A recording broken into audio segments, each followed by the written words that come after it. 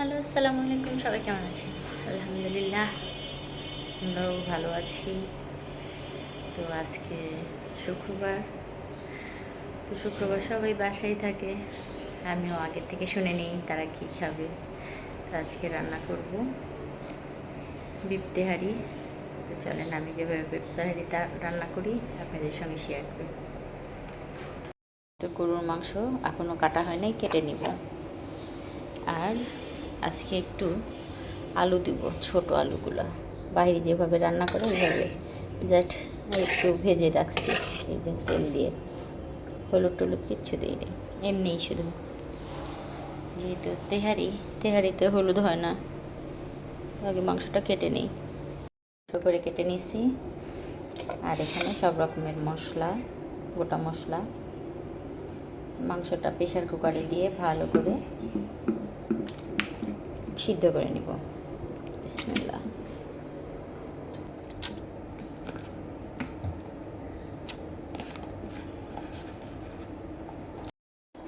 তেজপাতা, দারচিনি, সাদা এলাচ, কালো এলাচ, লং, গোলমরিচ, আদা রসুন জিরা বাটা, কাঁচামরিচ, পেঁয়াজ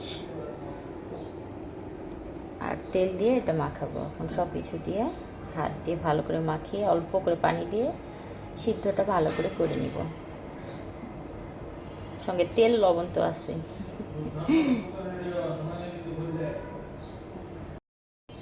আসলে মাংসের সঙ্গে দিয়ে দিতে হবে এখানে পোলাওয়ের চালের যে ঝালটা, সেটা সহ। তো আমি এখানে কোনো রকমের শুকনো মরিচ ব্যবহার করি না, শুধু কাঁচা মরিচটাই ব্যবহার করি। তো আমি পরিমাণ মতো দিয়ে দিলাম। আর আরেকটা জিনিস দিব, সেটা হলো সব রকমের ভেজে রাখা মশলা, গরম মশলা ছোটো চামচে 1 চামচ, এতে কালারটাও সুন্দর হয়, ভালো আসে। তো আমি হাত দিয়ে সব দিয়ে মাখিয়ে নিই, তারপরে আবার আসছি। সব কিছু দিয়ে মাখায় দেওয়া হয়েছে, এখন জাল ধরে দিব। বিসমিল্লাহ। সিদ্ধ হওয়ার পরে আবার আসতেছে। পোলাওয়ের চাল আছে 3 কোটা, এটা ধুয়ে ভালো করে ধুয়ে ছাঁকা দিয়ে নেব। পানি পরিমাণ মতো দিয়ে দিলাম গরম করতে, আর রাইস কুকারেই পরে দিয়ে দিব পোলাওটা। চলে বাই। ওরা নামাজে গেল, আমার এখনও রান্না হয়নি। রান্না করতে বেশিক্ষণ লাগবে না, মেনলি এখন পোলাওয়ের চালটা ভেজে নেব। আর মাংস তো উঠিয়ে দিছি, এটা এখন হইলে দিয়ে দিব। তো প্রেশার কুকারের মধ্যে দিয়ে একটু সিদ্ধ করে নিয়েছি, এখন এই পানিটা শুকিয়ে নিব। পানি শুকিয়ে নেওয়ার আগে যেটা করব সেটা হলো এই যে আলুটা আছে না, এই আলুটা ইয়ে করে নেব, একটু সিদ্ধ করে নেব। আমি কড়াই সহই দিয়ে দিই। যাই হোক, এখন আলুটাও একটু সিদ্ধ হয়ে যাবে, মশলা ঝাল লবণটাও ঢুকবে, এই জন্য দিয়ে দিলাম। এই ঝোলটা শুকিয়ে আসলে পরে চালের মধ্যে ঢেলে দেব। আর এই পাকে এই কড়াইয়ে চালটা ভেজে নেব। গরম হয়ে গেছে, চাল ভাজার জন্য প্রথমে পেঁয়াজটা দিয়ে দিব অল্প করে। বলেছি যে মাংসের মধ্যেই সব কিছু দেওয়া আছে। জাস্ট তেল, এই তেলের মধ্যে পেঁয়াজটা একটু লাল লাল হয়ে আসছে। চাল ভাজার জন্য তেমন কিছু লাগবে না, এখানে জাস্ট 2টা সাদা এলাচ, তেজপাতা একটা, আর দারচিনি ফলটা একটা, কারণ এখানে মাংসের মধ্যে সব কিছু দেওয়া আছে। এই তো পেঁয়াজটা একটু লাল লাল হয়ে আসছে, এখন দিয়ে দিব চালটা। বিসমিল্লাহ। আর এই চালটা একদম ভালো করে বেশ খানিকটা টাইম নিয়ে ভাজতে হবে। আমি ভেজে নিই। আর লবণ দেওয়ার কথা অনেকে হয়তো বলতে পারেন, কিন্তু লবণটা টেস্ট করে তারপরে দিব। আমি ভেজে নিই একদম, না হলেও তো 5 মিনিট ভাজতে হবে। ভালো ভাজলে, যত ভাজবেন ততই পোলাওটা ভালো হবে। এই চালটা এই তো দেখলেই বুঝবেন সাদা সাদা হয়ে গেছে, ভাজাটা যখন দেখবেন ভাজতে ভাজতে একটু করে সাদা সাদা হয়ে গেছে চাল, দেন অফ করে দিবেন, দিয়ে পানি মিক্সড করবেন। আমি রাইস কুকারেই চালটা এবং মাংসটা দিয়ে দিব। চুলাটা নিভিয়ে দিলাম, এটা রাইস কুকারেই দিয়ে দিব, আমার জন্য সুবিধা হয়। আর এই তো মাংসের তেল রাইস হয়ে আসছে, দুটো মিক্স করে এখন হবে। আমি রাইস কুকারে দিই, বলেছিলাম পানি গরম দিয়েছি, ওই পানির মধ্যে এখন এই চালটা আর মাংসটা মিক্স করব। খুব ভালো হয় পোলাওটা। আর ওই মধ্যে একটু গোলাপ জল, কেওড়া জল দিলে দেখা যাচ্ছে আর একটু রেস্টুরেন্টের মতন ফ্লেভারটা চলে আসে।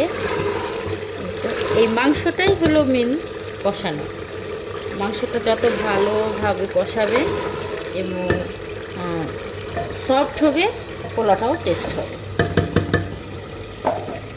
তো রাইস কুকারে দিয়ে দিই, ক্যামেরা হাতে ধরে আসছি যেহেতু, পরে আবারও আসছি। তো রাইস কুকারের মধ্যে এখন দিয়ে দেবো একটু অনেকগুলো কিশমিশ, আমার খুব ফেভারিট, আর দিয়ে দেবো ঘি 1 চামচ। এই তো আমি দেখাই কালারটা, জাস্ট 1 চামচ ঘি দিব এর মধ্যে। লবণ টেস্ট করছি, একদম পারফেক্ট আছে। এই তো রাইস কুকারে দিলে অনেক ভালো হয়। আর আমি বেশিরভাগ রান্না করি, বাচ্চারা, আমার ফ্যামিলি মেম্বার সবাই পছন্দ করে যে খাবারটা, সেটাই সবসময় রান্না করার চেষ্টা করি। এবং শুক্রবারই মেনলি তাদের কাছ থেকে জিজ্ঞাসা করে নিই রাত্রেই যে তোমরা কী খাবা, তোরা বলে রাখে। আর আমার ছেলের এবং ফ্যামিলি মেম্বার বললামই তো, সবারই পছন্দ, শুনে তারপরে রান্না করি। আমার মন মতো রান্না করলে পরে খাবে না, কারণ আমি হলো শাকাহারি, শাক সবজি খাওয়ার পাগল। আর ওরা মাংস, তেহারি, পোলাও, সাদা পোলাও অতটা পছন্দ করে না, রোস্টও অতটা পছন্দ করে না, খায় না খাওয়া না। তাই যাই হওয়া পর্যন্ত ওয়েট করি, তারপরে শাওয়ারটাও নিয়ে খাইতে দেব। তো পাশেই থাকেন। কালার কতটা আসতেছে জানি না, এখন রাইস কুকারটা অফ করে রেখে দিব, হয়ে যাবে। হয়ে যাওয়ার পর পরিবেশন করে দেখাচ্ছি কেমন হয়েছে। আমি জানি মজা হয়েছে, এভাবে রান্না করে অবশ্যই খাবেন সবাই, ভালো লাগবে আমার জানা মতে, একদম রেস্টুরেন্টের স্বাদ পাবেন। তো দম দিই কিছুক্ষণ, দমের পরে আবার আসতেছি। আমার রাইস কুকারটা হয়েছে কি অনেক বড়, প্রায় 2 কেজি রান্না করা যায়, সুবিধা আমার জন্য, নরম হয় না।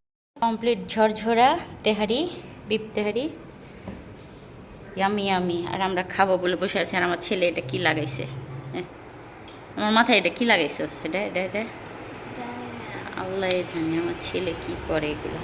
তো এখন খাবো আমরা, সবাই রেডি খাওয়ার জন্য, রেডি। খিদে লাগছে।